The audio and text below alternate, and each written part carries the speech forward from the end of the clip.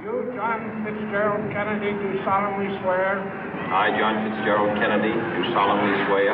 That you will faithfully execute the office of President of the United States. That I will faithfully execute the office of President of the United States. And will, to the best of your ability. And will, to the best of my ability. Preserve, protect, and defend the Constitution of the United States. Preserve, protect, and defend the Constitution of the United States. So help you God. So help me God.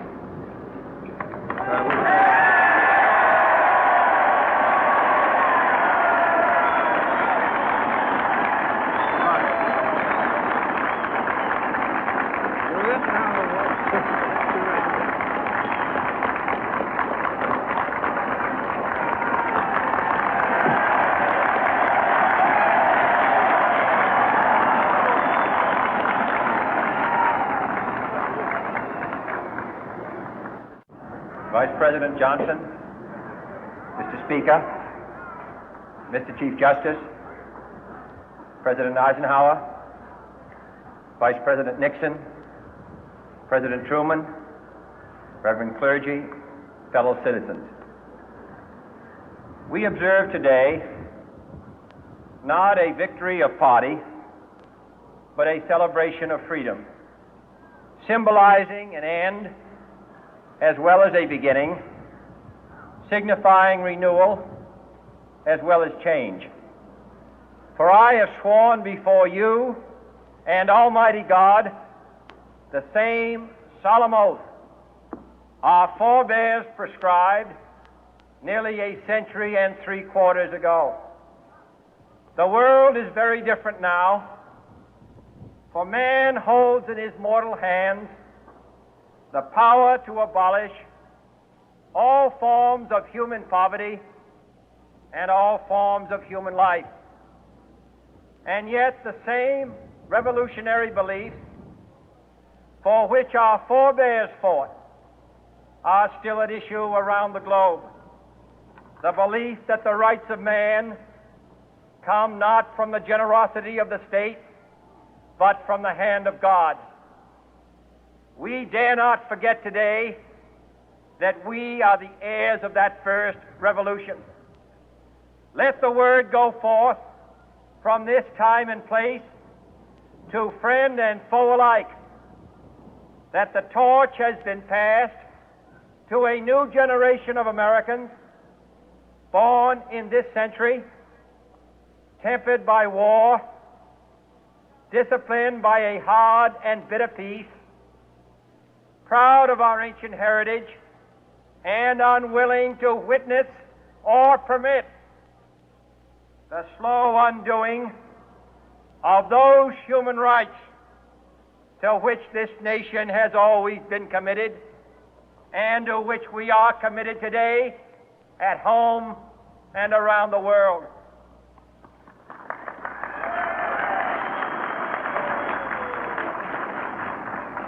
Let every nation know, whether it wishes us well or ill, that we shall pay any price, bear any burden, meet any hardship, support any friend, oppose any foe to assure the survival and the success of liberty.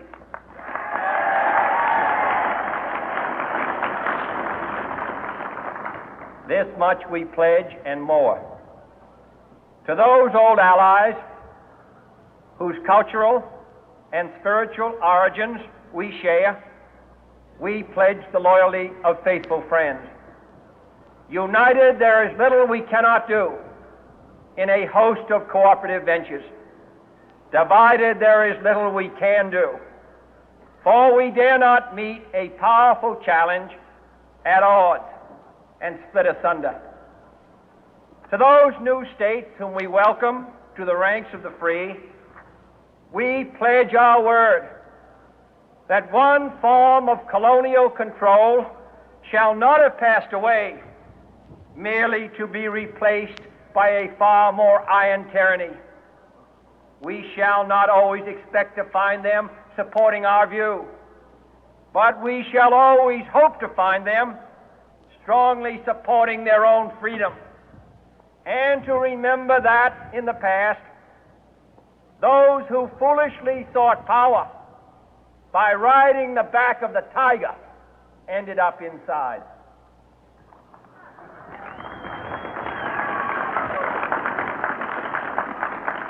To those people in the huts and villages of half the globe struggling to break the bonds of mass misery, we pledge our best efforts to help them help themselves for whatever period is required, not because the communists may be doing it, not because we seek their votes, but because it is right.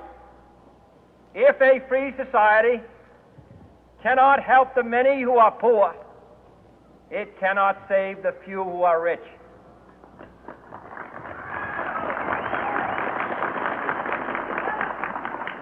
To our sister republics south of our border, we offer a special pledge to convert our good words into good deeds, in a new alliance for progress, to assist free men and free governments in casting off the chains of poverty.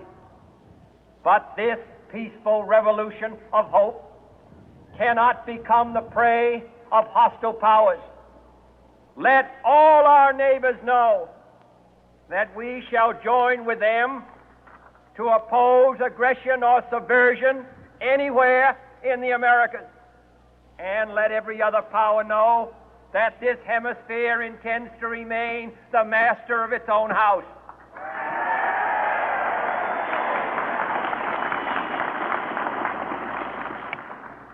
To that World Assembly of Sovereign States, the United Nations, our last best hope, in an age where the instruments of war have far outpaced the instruments of peace, we renew our pledge of support to prevent it from becoming merely a forum for invective, to strengthen its shield of the new and the weak, and to enlarge the area in which its writ may run. Finally, to those nations who would make themselves our adversary, we offer not a pledge, but a request that both sides begin anew the quest for peace. Before the dark powers of destruction, unleashed by science, engulf all humanity in planned or accidental self-destruction, we dare not tempt them with weakness, for only when our arms are sufficient beyond doubt can we be certain beyond doubt that they will never be employed. But neither can two great and powerful groups of nations take comfort from our present course, both sides overburdened by the cost of modern weapons, both rightly alarmed by the steady spread of the deadly atom, yet both racing to alter that uncertain balance of terror that stays the hand of mankind's final war. So let us begin anew, remembering on both sides that civility is not a sign of weakness, and sincerity is always subject to proof. Let us never negotiate out of fear, but let us never fear to negotiate.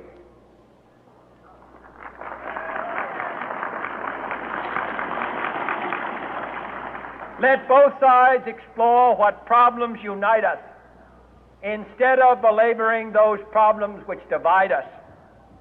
Let both sides, for the first time, formulate serious and precise proposals for the inspection and control of arms, and bring the absolute power to destroy other nations under the absolute control of all nations.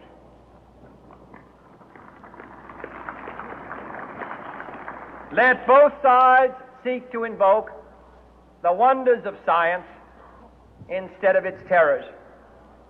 Together, let us explore the stars, conquer the deserts, eradicate disease, tap the ocean depth, and encourage the arts and commerce. Let both sides unite to heed in all corners of the earth the command of Isaiah to undo the heavy burden and let the oppressed go free. And if a beachhead of cooperation may push back the jungle of suspicion, let both sides join in creating a new endeavor, not a new balance of power, but a new world of law, where the strong are just and the weak secure and the peace preserved. All this will not be finished in the first 100 days, nor will it be finished in the first 1,000 days, nor in the life of this administration, nor even perhaps in our lifetime on this planet. But let us begin.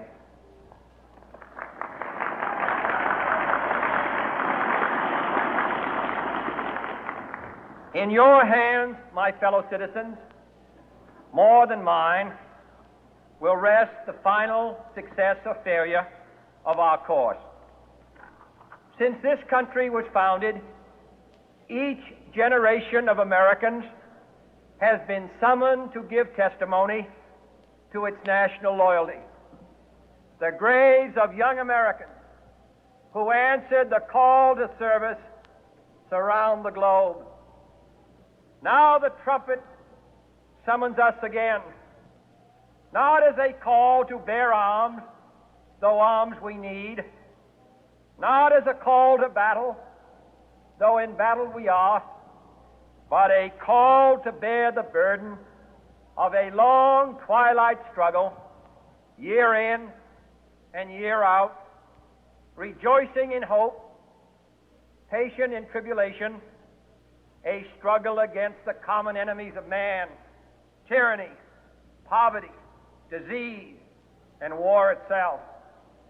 Can we forge against these enemies a grand and global alliance, north and south, east and west, that can assure a more fruitful life for all mankind? Will you join in that historic effort?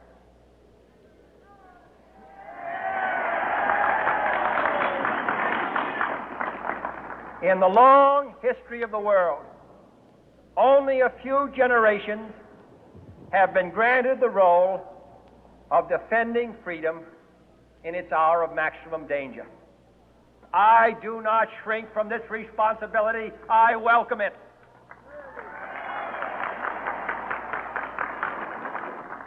I do not believe that any of us would exchange places with any other people or any other generation. The energy, the faith, the devotion which we bring to this endeavor will light our country and all who serve it. And the glow from that fire can truly light the world. And so, my fellow Americans, ask not what your country can do for you, ask what you can do for your country.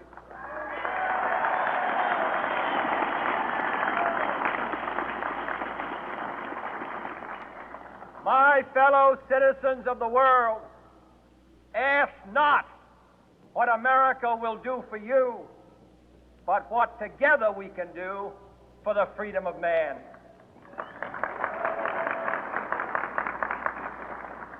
Finally, whether you are citizens of America or citizens of the world, ask of us here the same high standards of strength and sacrifice which we ask of you. With a good conscience, our only sure reward, with history the final judge of our deeds, let us go